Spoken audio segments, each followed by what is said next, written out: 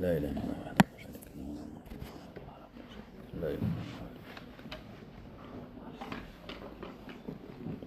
الحمد لله رب العالمين، والصلاة والسلام على أشرف المرسلين وعلى آله وصحبه أجمعين.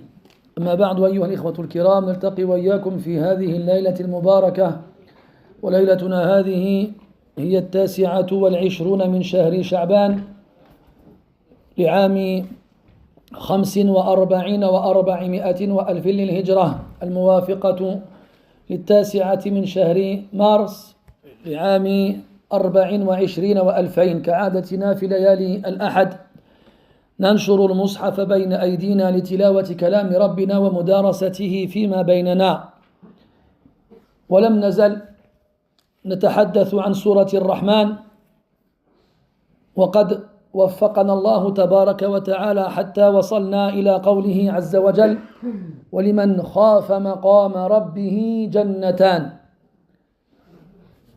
فنسأل الله تبارك وتعالى أن يوفقنا للرشد وأن يلهمنا الصواب وأن يهدينا سواء السبيل، إنه ولي ذلك والقادر عليه. Mes très chers frères, nous nous retrouvons dans cette 29e nuit du mois de Sha'ban de l'an 1445, c'est-à-dire le 9 mars 2024. Comme chaque samedi soir, nous ouvrons le livre d'Allah subhanahu wa ta'ala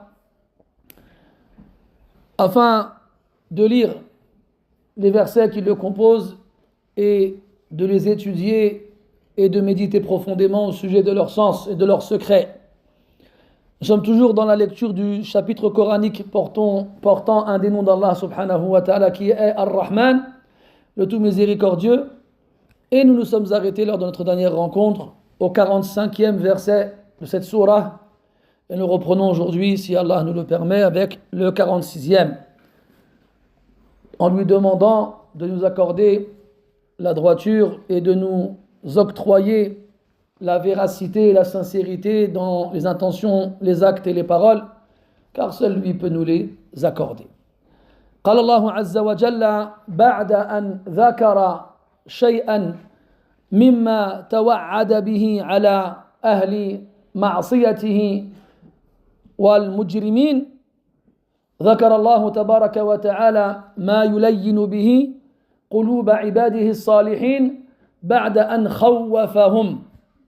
فهذا القرآن كما وصفه الله تبارك وتعالى مثاني، ذكرت الأشياء فيه مثنى مثنى، فكلما ذكر الله تعالى العقاب ذكر على إثر ذلك الثواب، وكلما خوف عباده بما أعد لأعدائه في جهنم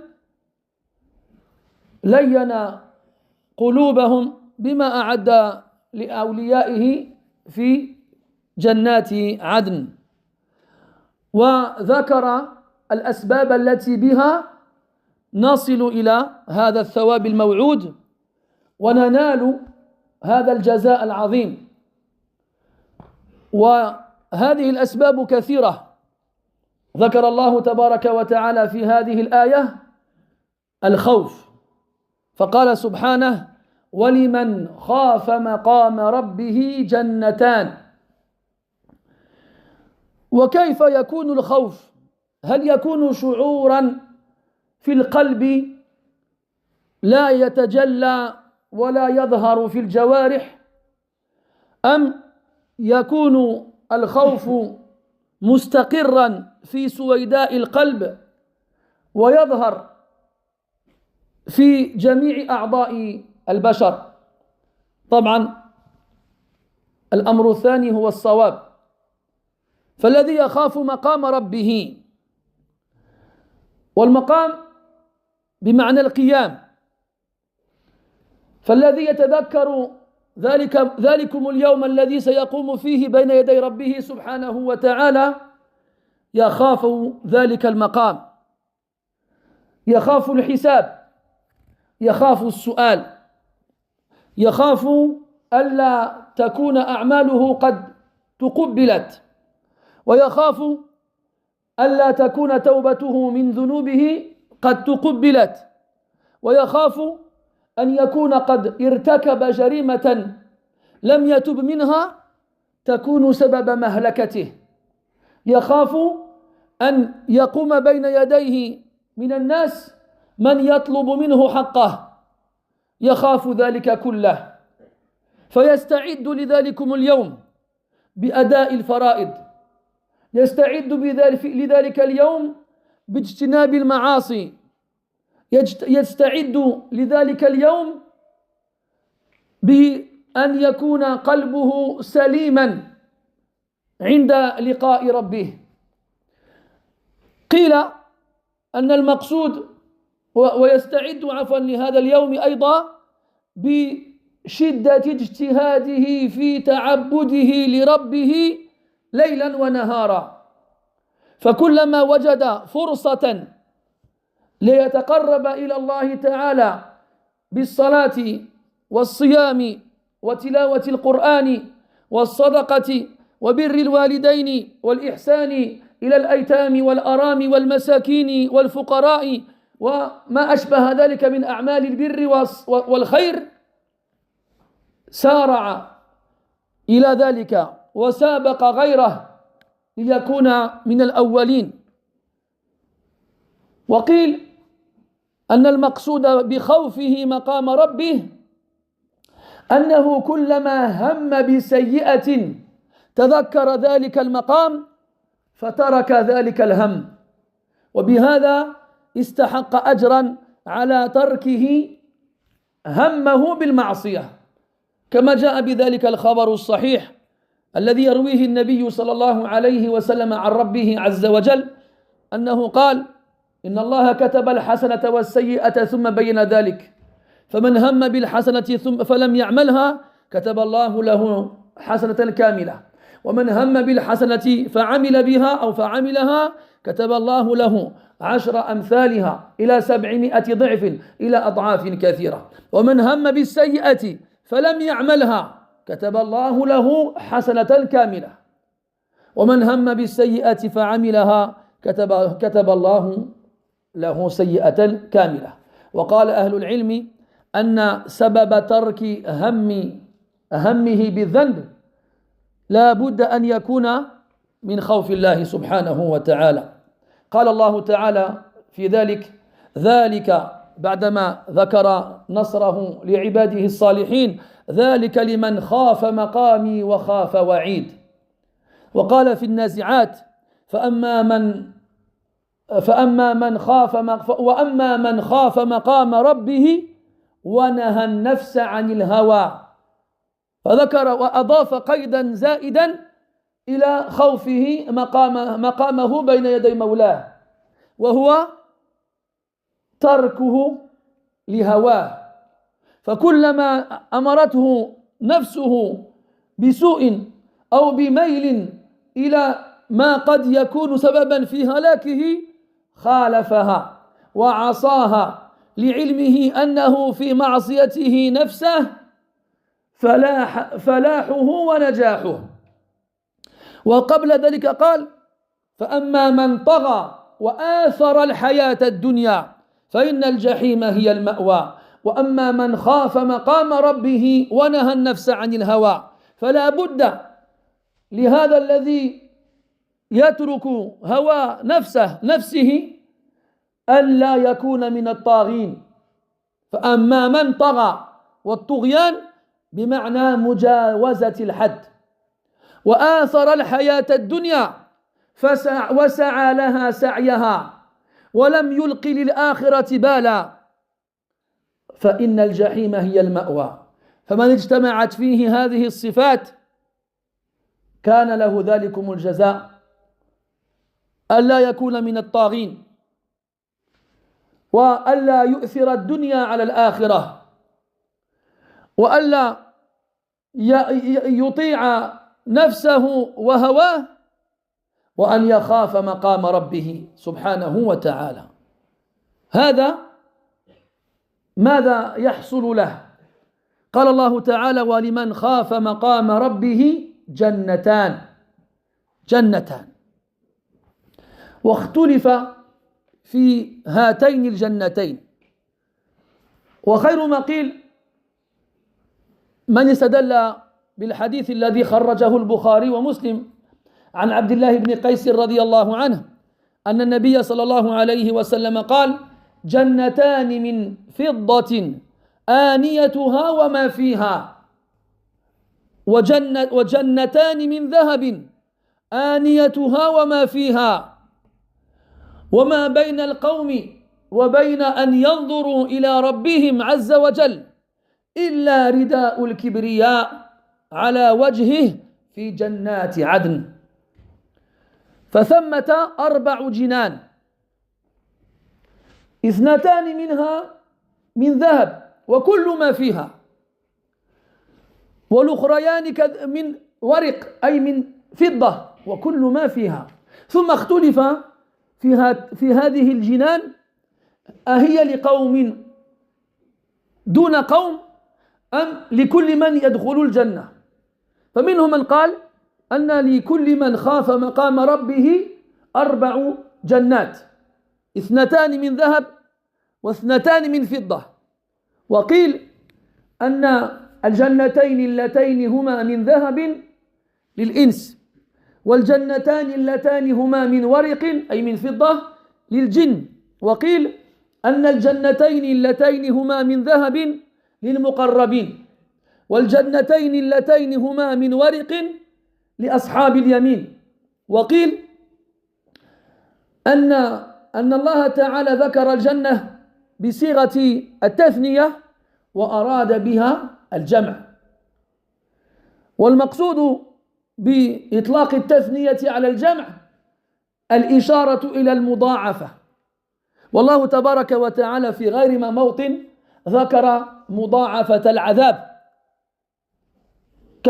كقوله تبارك وتعالى: سنعذبهم 2 وما أشبه ذلك. ففي مقابلة مضاعفة العذاب 2 ذكر الجنة بصيغة 2، وإلا فلصاحب الجنة جنات. وأيا كان فالمقصود أن صاحب الجنة التي خاف مقام ربه لا يكون له جنة واحدة فقط، بل يكون له على أقل تقدير 2. وأما مساحة هاته الجنة فتفوق الوصف، ويعجز البلغاء عن نعته، لقوله سبحانه وتعالى: فلا تعلم نفس ما أخفي لهم من قرة أعين جزاء بما كانوا يعملون. وفي الحديث أن الله تبارك وتعالى قال: أعددت لعبادي الصالحين في الجنة ما لا عين رأت ولا أذن سمعت ولا خطر على قلب بشر. وثمة قول أخير في معنى قوله سبحانه: لمن خاف مقام ربه.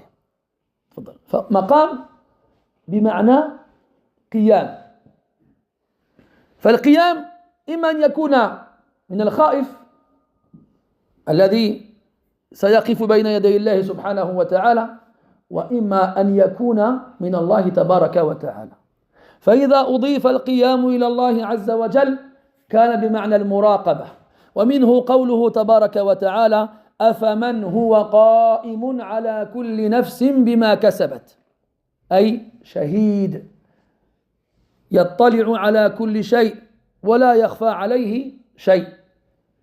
ويشهد لهذا المعنى قوله سبحانه وتعالى: وما تكون في شأن وما تتلو منه من قرآن ولا تعملون من عمل إلا كنا عليكم شهودا إذ تفيضون فيه.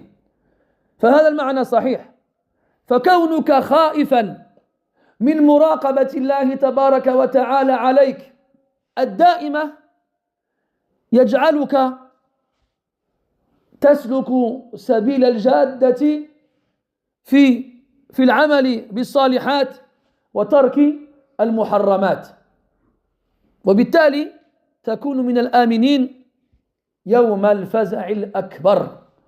جعلني الله وإياكم من الآمنين يوم الفزع الأكبر. Allah subhanahu wa ta'ala, mes chers frères, comme à son habitude dans le Coran, évoque les choses en paire. C'est lui qui dit subhanahu wa ta'ala Allahu nazzala ahsan al-hadith kitaban mutashabihan mathani. Mathani, c'est le pluriel de mathna. Et mathna, c'est ce qui vient en paire, deux par deux. Et dans le Coran, Allah tabaraka wa ta'ala, lorsqu'il évoque le châtiment, la menace, la colère, il évoque par la suite la récompense, la miséricorde, la douceur. Allah Ta'ala nous a parlé durant quelques versets de ce qu'il a préparé en partie pour les criminels qui lui ont désobéi. Et c'est d'ailleurs sur ce point-là que nous sommes arrêtés la semaine dernière. Puis, les croyants, eux, même s'ils sont à des kilomètres et des lieues d'accomplir les actions qui les feraient se sentir concernés par ces menaces, gardent malgré tout dans leur cœur une peur et une terreur et une frayeur d'être touchés par ces menaces. Alors ils ont peur. Allah dit dans le Coran, en parlant justement de l'effet de ces menaces sur les gens. Les pieux, ils ont peur, même s'ils sont loin de faire ces actions-là. Voici ceux avec quoi Allah effraie ses esclaves. Oh mes esclaves, craignez-moi. Et d'autres qu'Allah Ta'ala effraie et chez lesquels le résultat obtenu est l'opposé total de ce qu'on attendait.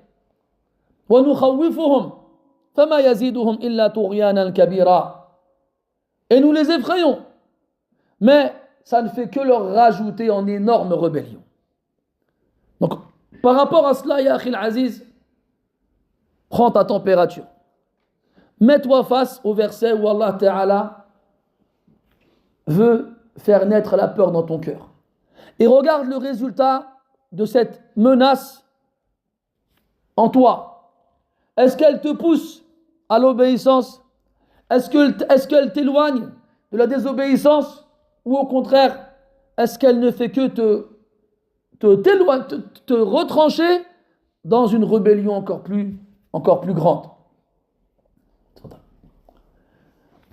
Il dit subhanahu wa ta'ala وَلِمَنْ خَافَ مَقَامَ رَبِّهِ جَنَّتَانِ. Il a parlé de l'enfer. Il a dit يُعْرَفُ الْمُجْرِمُونَ بِسِيمَاهُمْ فَيُؤْخَذُ بِالنَّوَاصِي وَالْأَقْدَامِ هذه جهنم التي يكذب بها المجرمون يطوفون بينها وبين حميم آن. J'ai fait exprès de pas lire. فبأي إلى au cas où je fais exprès. يطوفون بينها وبين حميم آن. Là, il a parlé de l'enfer. Ça fait peur. Et celui qui a peur, quelle est sa récompense?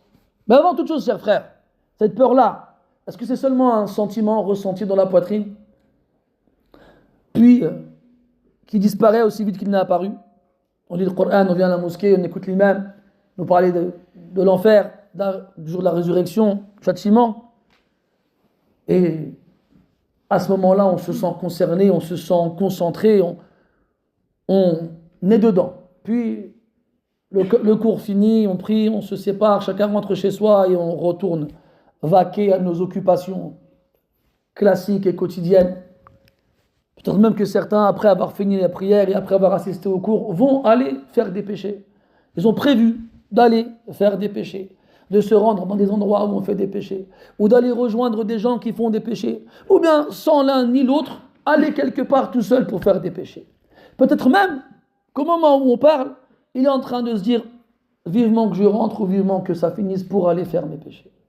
Alors que peut-être que durant quelques instants, la peur va s'installer dans son cœur et lui faire ressentir de la frayeur et peut-être même le pousser à prendre des bonnes résolutions, à l'image d'un feu qu'on allume mais qu'on n'alimente pas, il s'éteint aussitôt. Donc cette peur-là, il faut qu'elle soit concrète. Une peur qui est visible sur les traits du visage, sur le bout de la langue et sur chacun des membres de ton corps. Une peur qui s'installe durablement dans ton cœur et qui est visible dans ton corps, tes paroles et tes actes. Tu parles comme quelqu'un qui a peur du jour où il sera debout devant Allah Tu te comportes comme quelqu'un qui a peur du jour où il sera debout devant Allah. Parce que mes frères, un jour, on sera tous debout devant Allah. Tous. Allah il a dit dans le Coran, ألا يظن أولئك أنهم مبعوثون ليوم عظيم يوم يقوم الناس لرب العالمين. Cela ne pense-t-il pas qu'ils seront ressuscités pour un jour terrible, le jour où ils seront debout devant le Seigneur de l'univers.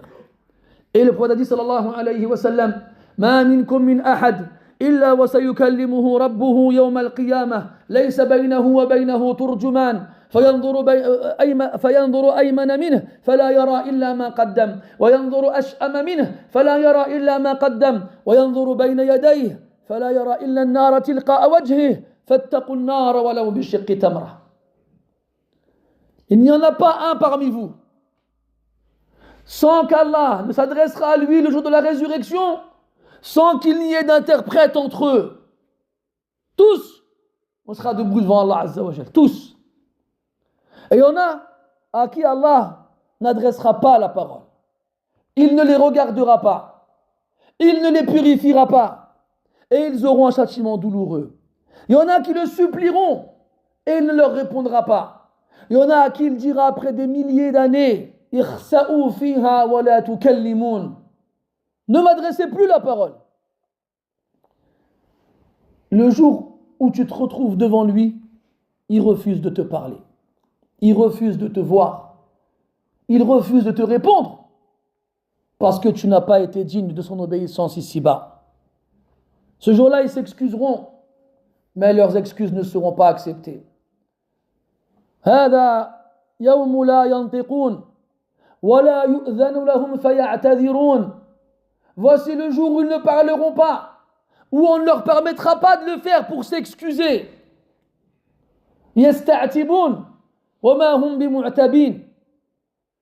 Ils essaieront de se faire excuser pour ne pas recevoir de reproches, mais ils n'y échapperont pas. Mais celui qui a pensé à ce jour ici-bas et qui a eu peur de ce rendez-vous auquel il n'échappera pas et qui s'est préparé pour ce jour-là, lui, ce jour-là, il sera en sécurité. Et les savants, ils ont dit que cette peur-là, elle se manifeste de plusieurs façons. Ils ont eu peur en s'acquittant de leurs obligations et en s'éloignant des interdictions. Ils ont eu peur en augmentant leurs efforts dans l'adoration, que ce soit de jour, de nuit, en public ou seul, que ce soit en voyage ou en résidence, à n'importe quel moment possible ou imaginable. Ils ont eu peur et ont fait l'opposé de ce que leurs âmes leur demandaient de faire. Ils ont eu peur et ont respecté les limites imposées par Allah sans les dépasser. Ils ont eu peur et n'ont pas préféré ce bas monde à l'au-delà. Comme Allah dit dans notre verset, il dit فَأَمَّا مَنْ طَغَى, quant à celui qui se rebelle, qui dépasse les limites, وَآثَرَ الْحَيَاةَ الدُّنْيَا, et préfère ce bas monde, فَإِنَّ الْجَحِيمَ هِيَ الْمَأْوَى, la fournaise sera alors son refuge. وَأَمَّا مَنْ خَافَ مَقَامَ رَبِّهِ وَنَهَى النَّفْسَ عَنِ الْهَوَى, quant à celui qui a craint sa comparution devant son Seigneur, le jour où il sera debout devant lui, et s'est interdit à lui-même de suivre ses passions. فَإِنَّ الْجَنَّةَ هِيَ الْمَأْوَى, alors le paradis sera son refuge. Et dans notre verset, Allah Ta'ala dit ذَلِكَ لِمَنْ خَافَ مَقَامِي وَخَافَ وَعِيدِ. Voici cela, après qu'Allah Ta'ala nous ait raconté comment il secourt ses serviteurs, prophètes et messagers, il a dit voici cela est pour celui qui a craint maqami, le jour où il sera debout devant moi, wa khafa wa'id, ay wa'idi, ma menace. Donc on a plusieurs choses. Ne pas dépasser les limites qu'Allah il a imposées. Ne pas préférer ce bas monde à l'au-delà. Interdire à son âme de suivre les passions et craindre ce jour-là en s'y préparant. Parmi les façons de se préparer et de montrer qu'on a peur de ce jour où on sera debout devant Allah, les savants ont dit qu'il s'agit de celui, dans ce verset, qui a envie de faire un péché. Et ça, c'est nous tous. Il a envie de faire un péché, mais il se rappelle qu'un jour il sera devant Allah Azza wa Jal. Alors, il abandonne cette envie. Elle quitte son cœur aussi vite qu'elle n'est apparue. Le prophète sallallahu alayhi wa sallam nous rapporte une narration divine dans laquelle Allah Ta'ala dit avoir inscrit les bonnes actions et les mauvaises et nous avoir expliqué cela. Quiconque a envie de faire une bonne action et ne l'accomplit pas, Allah lui comptera une bonne action complète. Et quiconque a envie de faire une bonne action et la réalise, Allah lui inscrira 10 fois sa valeur, jusqu'à 700 fois, jusqu'à plus encore. Et quiconque a envie de faire une mauvaise action et ne l'accomplit pas, Allah lui inscrit une bonne action complète. Et quiconque a envie de faire une mauvaise action et finit par l'accomplir, Allah lui inscrit une mauvaise action complète. Mais sache, mon cher frère, qu'Allah me fasse miséricorde ainsi qu'à toi, que pour qu'Allah Ta'ala t'inscrive une bonne action complète après que tu aies délaissé l'envie de faire une mauvaise action, c'est à condition que la cause et la raison qui t'a poussé à délaisser cette envie-là, c'est la peur d'Allah subhanahu wa ta'ala. Tu t'es souvenu qu'Allah Ta'ala te voit, t'observe, te surveille, te contrôle. Tu t'es souvenu qu'il sait, qu'il t'entend. Tu t'es souvenu qu'il a des anges qui t'accompagnent. Tu t'es souvenu qu'un jour, il te dira, tu as fait telle chose et telle chose, tel jour et tel jour.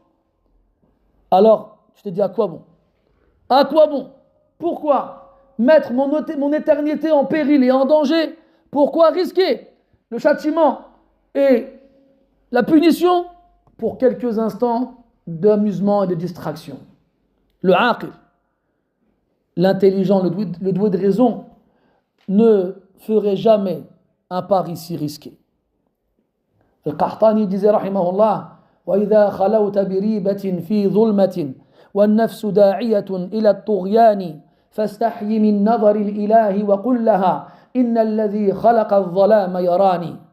Et lorsque tu t'isoles dans les ténèbres avec un moyen de faire du mal, et ton âme à ce moment-là t'appelle à la rébellion et à la désobéissance, alors éprouve de la pudeur envers le regard de ton Seigneur et dis à ton âme, celui qui a créé les ténèbres me voit. Yarhamukallah. Celui qui a créé les ténèbres me voit. C'est pas parce que l'absence de lumière empêche l'humain de voir qu'Allah Ta'ala ne voit pas en absence de lumière. C'est lui qui a créé les cieux, la terre, les ténèbres et la lumière. Alhamdulillah alladhi khalaqa as-samawati wal arda wa ja'ala adh-dhulumati wan nur. C'est lui qui crée tout ça. Rien ne l'empêche de voir, d'entendre ou de savoir ou d'observer. D'ailleurs, dans un des sens du verset donné chez les savants, un sens qui est très pertinent, c'est que le mot maqam ici, il signifie donc soit se tenir debout, ou soit la surveillance. Allah dit dans un verset dans Surat Al-Ra'd, أَفَمَنْ هُوَ قَائِمٌ عَلَى كُلِّ نَفْسٍ بِمَا كَسَبَتْ. En parlant de lui, subhanahu wa ta'ala. Et si on traduisait littéralement, qa'im, c'est celui qui est debout. Mais ça veut dire aussi celui qui s'occupe d'une chose. Celui qui fait quelque chose. Mathalan, tu demandes à ton frère de faire un travail quelconque, et tu l'appelles pour voir s'il est en train de le faire.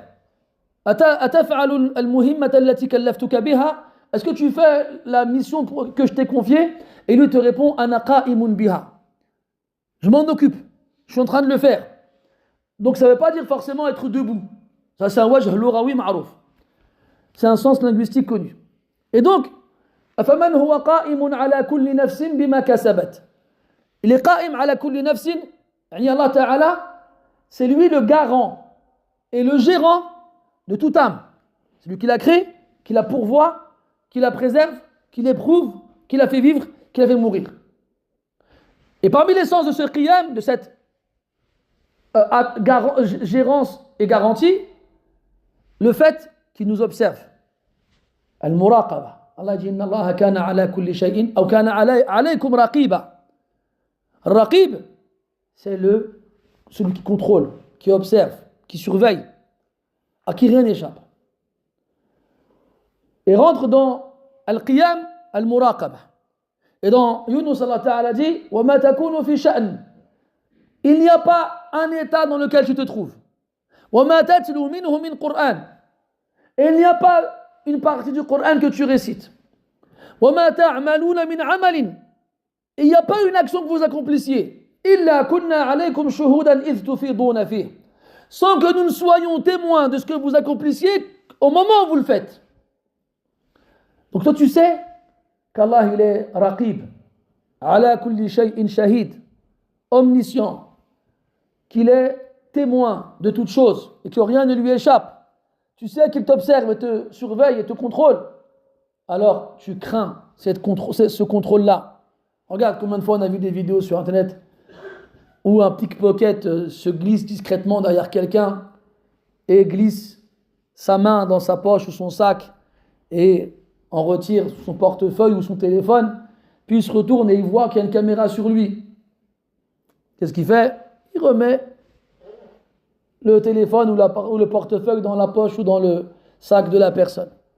Et combien de criminels se sont abstenus de faire quoi que ce soit juste parce qu'il y avait une surveillance? Pourquoi les humains ils mettent des gardes partout, des vigiles, des agents de sécurité, des caméras, des coffres-forts, des détecteurs d'empreintes, des détecteurs de mouvement, et plus on avance dans le temps et plus les moyens ils sont développés. Ce qui a eu comme effet dans la société de diminuer les actes de délinquance. Voilà qui ça montre que ça marche. Toi tu es un croyant, tu crois en Allah, tu crois en l'invisible, tu crois aux anges. Allah tu ne le vois pas, mais tu crois en lui. Allah, tu sais qu'il te voit. Allah, tu sais qu'il a mis avec toi des anges qui t'observent et t'accompagnent.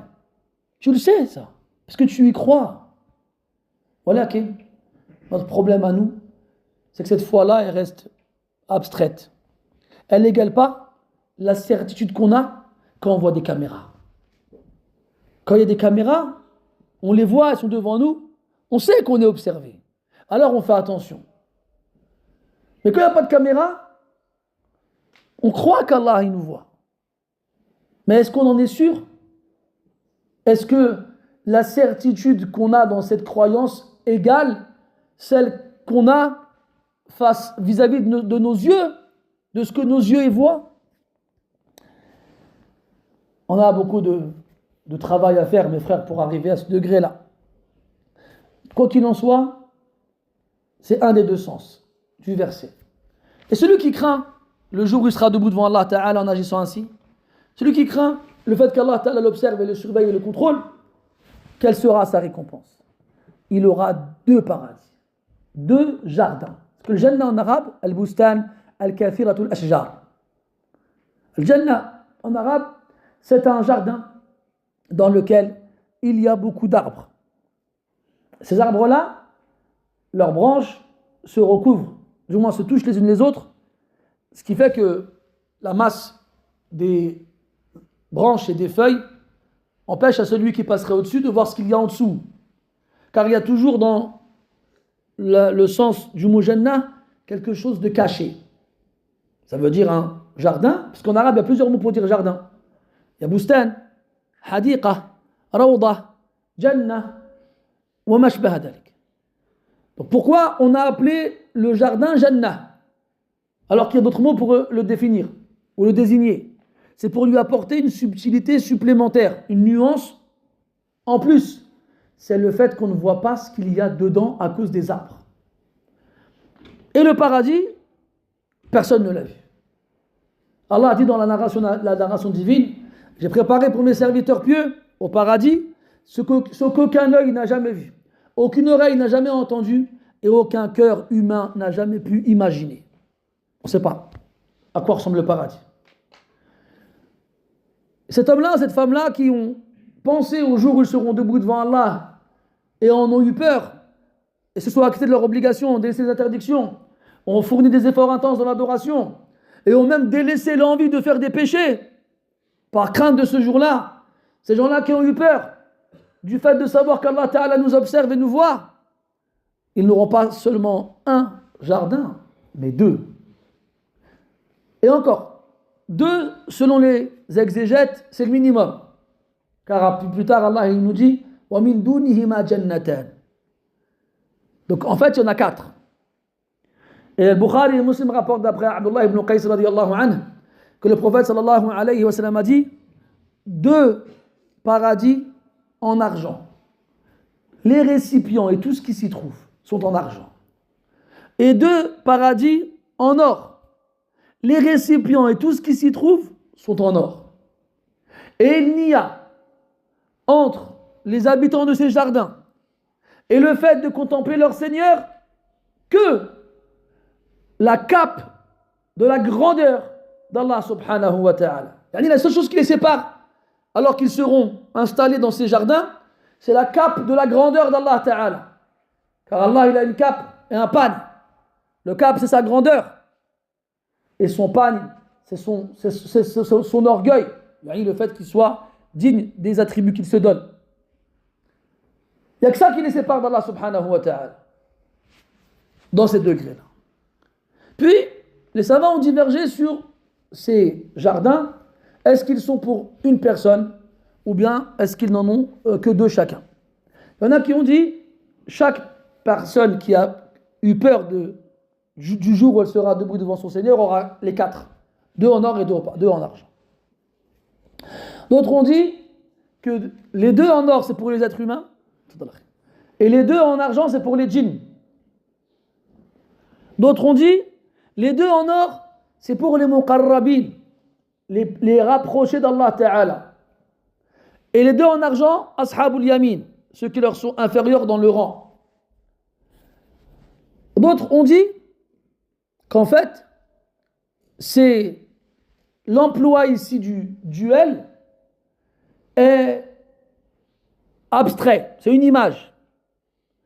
Et les Arabes ont dans leur style d'expression l'habitude de désigner le pluriel par le duel ou le duel par le pluriel. Et les exemples ils sont nombreux dans le Coran, la Sunna et dans la langue des Arabes. Al-Muhim, ils ont dit que si Allah Ta'ala a utilisé le duel ici, Jannatan, deux jardins, c'est en opposition aux versets dans lesquels il mentionne que le châtiment des gens en enfer sera multiplié par deux. Comme dans le verset où Allah Ta'ala dit sanu'adhibuhum marratayn. Et ça, mon frère, c'est une qaïda. C'est une règle. C'est que toute chose qu'Allah Ta'ala évoque pour effrayer les gens par rapport à ce qu'il leur a préparé en enfer, Allah Ta'ala a son équivalent pour les gens du paradis, pour les rassurer et pour les motiver. Et même si on n'a pas de texte qui le dit clairement, on peut faire une analogie inversée avec le texte qui fait référence au châtiment. Et ça, c'est une qaïda, une règle. Donc, Allah Ta'ala, il nous informe clairement dans le Coran que le châtiment des gens de l'enfer sera multiplié par deux, au minimum. Et là, c'est comme s'il nous disait qu'il aura un paradis, mais multiplié par deux. Que la récompense elle sera multipliée par deux. Et c'est dans ce sens-là qu'il faut comprendre le verset dans Surah Hud où Allah Ta'ala dit فَمِنْهُمْ شَقِيٌّ وَسَعِيدٌ فَأَمَّا الَّذِينَ شَقُوا فَفِي النَّارِ لهم فيها زفير وشهيق خالدين فيها ما دامت السماوات والأرض إلا ما شاء ربك إن ربك فعال لما يريد وأما الذين سعدوا قراءة ففي الجنة خالدين فيها ما دامت السماوات والأرض إلا ما شاء ربك عطاء غير مجذوذ. Allah dit subhanahu wa ta'ala que les gens, le jour de la résurrection, se diviseront en deux groupes, les malheureux et les bienheureux. Quant aux malheureux, ils iront en enfer. Ils y auront des cris et des hurlements, des sanglots profonds qui coupera leur respiration. Ils y demeureront éternellement, tant que les cieux et la terre durent. Illa ma sha'a rabbuk. Sauf ce que ton Seigneur veut. Donc il a émis une exception à l'éternité de leur séjour en enfer. Certains ont mal compris cette exception-là et ont pensé qu'un jour les gens de l'enfer en sortiront. Ce n'est pas ça qui est voulu. Ce qui est voulu dans l'exception, c'est az-ziyada, le rajout. Illa ma sha'a rabbuka an yazidahum. Sauf ce que ton Seigneur voudra leur rajouter. ويدل لذلك قول الله تبارك وتعالى إن الذين كفروا وصدوا عن سبيل الله زدناهم عذابا فوق العذاب وقوله عز وجل فذوقوا فلن نزيدكم إلا عذابا. Et indique cela, le verset où Allah Ta'ala dit, ceux qui ont mécru et se sont postés en obstacle dans le sentier d'Allah, nous leur rajouterons un châtiment au-delà du leur. Et dans notre verset, il dit subhanahu wa ta'ala, goûtez, nous ne ferons que vous rajouter en châtiment. Donc, illa ma sha'a rabbuka an yazidahum, sauf ce que ton Seigneur voudra leur rajouter. Et Allah il va leur rajouter. Et dans notre verset, Allah Ta'ala dit, en parlant des gens du paradis, lilladhina ahsanul husna wa ziyada, pour ceux qui ont été bienfaisants, la meilleure des récompenses et plus encore. Et il a dit subhanahu wa ta'ala, il a dit subhanahu wa ta'ala, وَأُزْلِفَتِ الْجَنَّةُ لِلْمُتَّقِينَ غَيْرَ بَعِيدٍ هَذَا مَا تُوعَدُونَ لِكُلِّ أَوَّابٍ حَفِيظٍ مَنْ خَشِيَ الرَّحْمَنَ بِالْغَيْبِ وَجَاءَ بِقَلْبٍ مُنِيبٍ ادْخُلُوهَا بِسَلَامٍ ذَلِكَ يَوْمُ الْخُلُودِ لَهُمْ مَا يَشَاءُونَ فِيهَا وَلَدَيْنَا مَزِيدٌ. Donc Allah, il a évoqué le ziyada pour les gens du paradis et pour les gens de l'enfer. Et quand il parle de l'éternité en enfer comme au paradis et qu'il émet une exception, c'est pour rajouter au châtiment éternel ou à la félicité éternelle. Taïb. Jannatan. ولكن أكثر أهل العلم, la plupart des savants disent quoi? C'est 4 pour celui-là. C'est qui celui-là? C'est celui qui a eu peur de ce moment où il sera debout devant son Seigneur.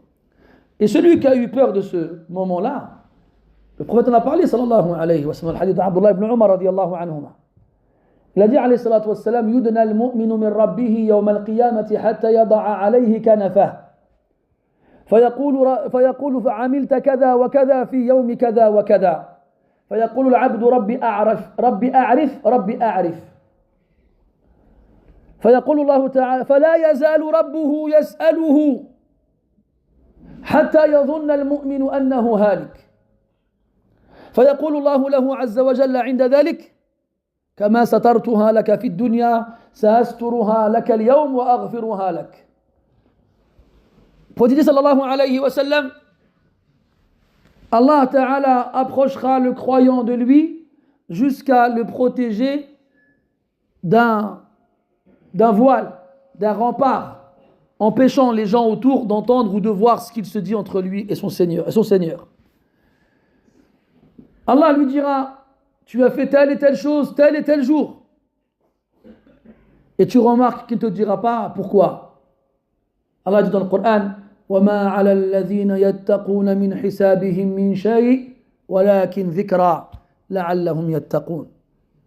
Il dit subhanahu wa ta'ala, et ceux qui ont fait preuve de piété n'auront rien dans leur jugement, si ce n'est un rappel. Allah te rappellera tes actes. Tu as fait telle et telle chose, tel et tel jour.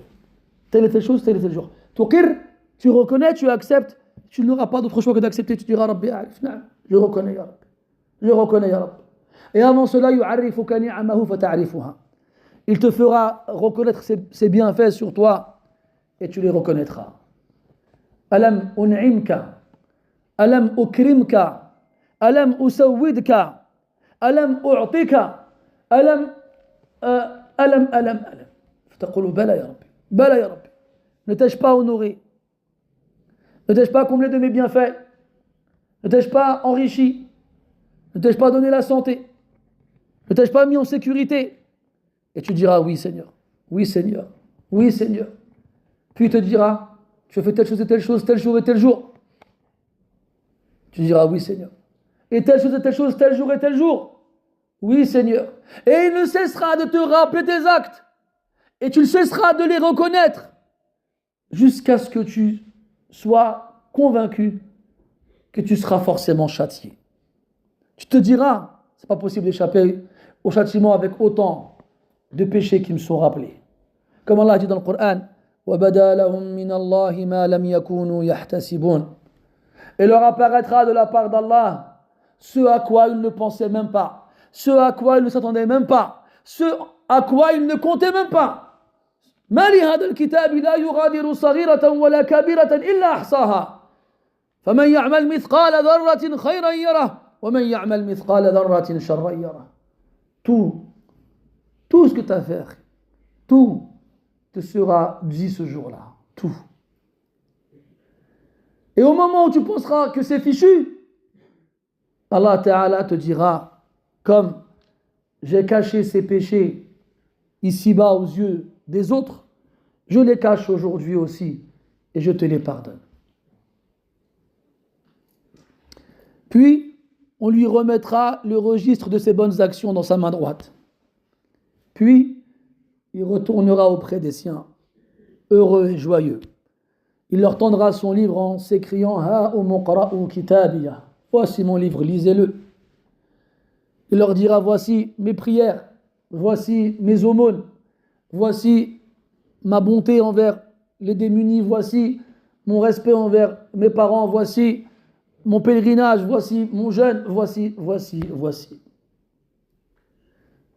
فأما من أوتي كتابه بيمينه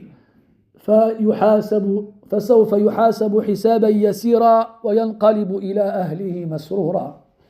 Quant à celui qui recevra son livre dans sa main droite, il sera certes jugé d'un jugement facile et il retournera auprès des siens masroura, heureux.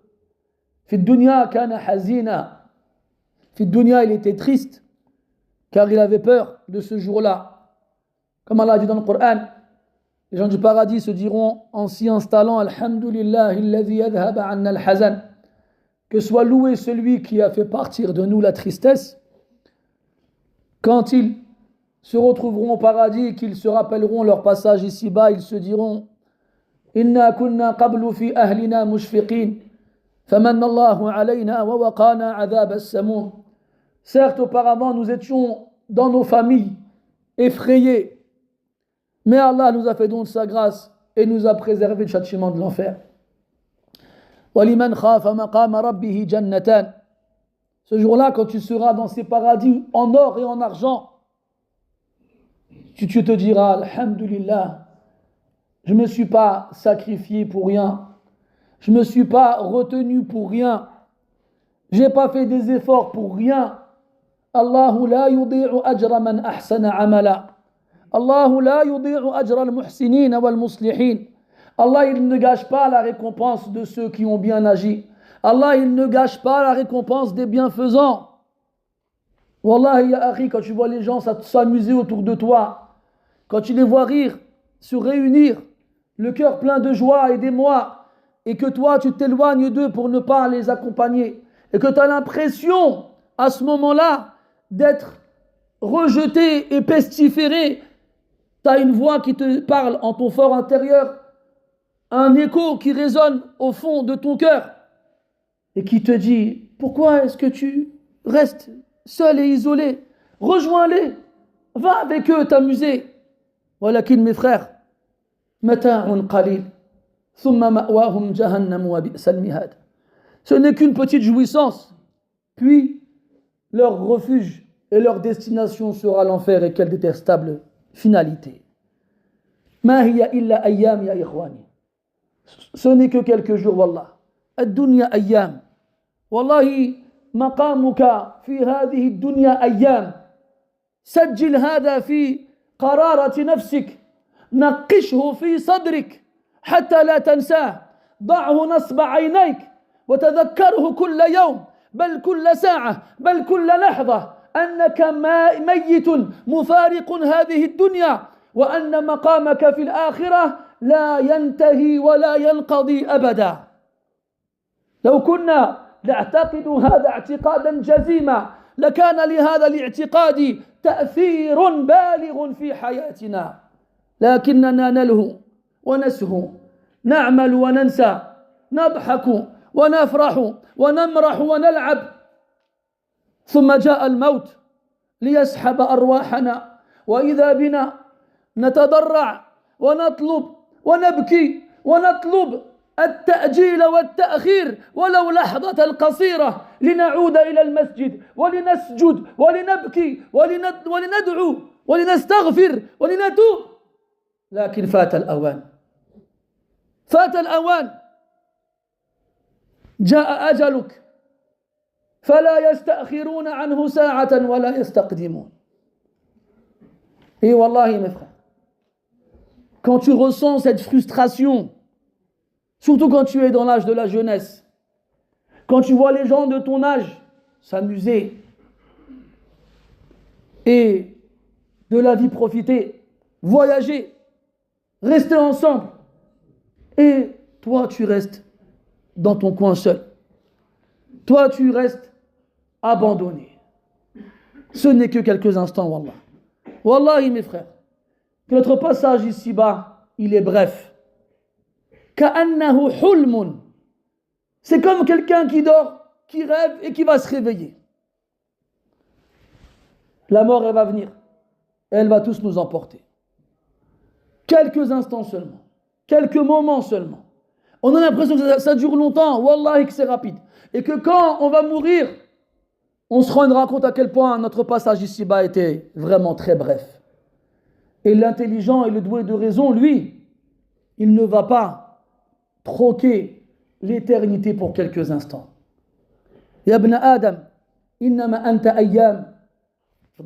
فإذا ذهب يومك ذهب بعضك. Ô fils d'Adam, tu n'es que quelques jours. Lorsque un jour t'as quitté, c'est une partie de toi qui s'en est allée avec. Wallahi mes frères, que l'intelligent, il réfléchit avant d'agir. L'intelligent ne se fait pas avoir, il ne se fait pas emporter par la vague, il ne se fait pas prendre et influencer par les autres. Il reste ferme et il a l'au-delà devant lui. Il a la mort qui ne cesse d'hanter son esprit. Il se prépare pour ce rendez-vous qui est déjà déterminé et qui ne le ratera pas. Il se prépare pour ce jour où il quittera ce bas monde. Parce que ce jour arrivera. Et ce jour-là, si tu n'es pas prêt, quand la mort se présentera à toi, tu lui supplieras de te laisser un sursis. Tu lui supplieras de te rajouter quelques instants pour venir à la mosquée, te prosterner, implorer le pardon d'Allah et te repentir. Faire une aumône, lire un verset. Ce sera trop tard. Tu ne pourras pas revenir. Et tout ce qu'il te restera, ce seront les regrets. Et Allah dit dans le Coran, وَأَنذِرْهُمْ يَوْمَ الْحَسْرَةِ إِذْ قُضِيَ الْأَمْرُ وَهُمْ فِي غَفْلَةٍ وَهُمْ لَا يُؤْمِنُونَ. Et avertis-les, mets-les en garde contre le jour des regrets. يَوْمَ الْحَسْرَةِ. Al-hasra, c'est ashaddu al-nadam, c'est la lamentation. C'est pire que le regret encore. Alors qu'ils sont dans une insouciance, وَهُمْ فِي غَفْلَةٍ. Alors qu'ils sont insouciants, mets-les en garde contre le jour des regrets. Alors qu'ils ne croient pas, mets-les en garde contre le jour des regrets. Ce jour-là, mes frères, il y en a qui seront en sécurité quand tout le monde aura peur. Il y en a qui seront heureux quand tout le monde sera triste. Il y en a qui riront quand tout le monde pleurera. Qui sont-ils? Ceux qui ont pleuré ici-bas quand les autres y riaient. Ceux qui étaient tristes ici-bas quand les autres étaient heureux. الدنيا يا إخواني سجن المؤمن وجنة الكافر. سجنت بها وأنت لها محب فكيف تحب ما فيه سجنت. Ce bas monde, mes frères, c'est le paradis du mécréant et la prison du croyant. Tu y as été emprisonné et pourtant tu l'aimes. Comment peux-tu en aimer la cellule dans laquelle tu y as été enfermé? Wallah ya habibi, que si je te ramène dans une prison dont les murs sont faits avec des lingots d'or et dont les barreaux sont faits de diamants, wallahi, que dans cette cellule-là, je te ramène du caviar et de la truffe et les meilleurs mets d'ici-bas, le fait d'y être enfermé ne te fera profiter de rien de ce que tu pourras y trouver.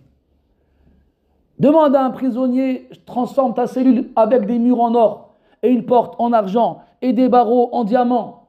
Est-ce que tu voudrais rester et te dire, ah non, je veux sortir moi. Je m'en fiche de la nature des murs. Je veux quitter cette prison, je veux la quitter. Et le croyant ne peut pas être triste tant qu'il est en prison. Il attend le jour de sa libération, le jour où il sera libre pour l'éternité.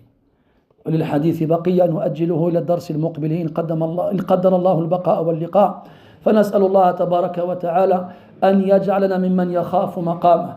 اللهم اجعلنا ممن خاف مقامك، اللهم اجعلنا ممن خاف وعيدك، اللهم اجعلنا ممن استعد للقائك، اللهم اجعلنا ممن أحب لقاءك فأحببت لقاءه، اللهم اجعلنا ممن أحب لقاءك فأحببت لقاءنا، اللهم توفنا وأنت راض عنا غير غضبان، اللهم وفقنا لطاعتك وبلغنا رمضان وبارك لنا فيه يا رب العالمين، وأعنا فيه على ذكرك وشكرك وحسن عبادتك وتلاوة كتابك والقيام فيه وبين يديك في الصلاة والصدقة وأعمال البر والخير يا رب العالمين. سبحانك اللهم وبحمدك نشهد أن لا إله إلا أنت نستغفرك ونتوب إليك، وصلى الله على نبينا محمد وعلى آله وأصحابه أجمعين، والحمد لله رب العالمين، وبارك الله فيكم.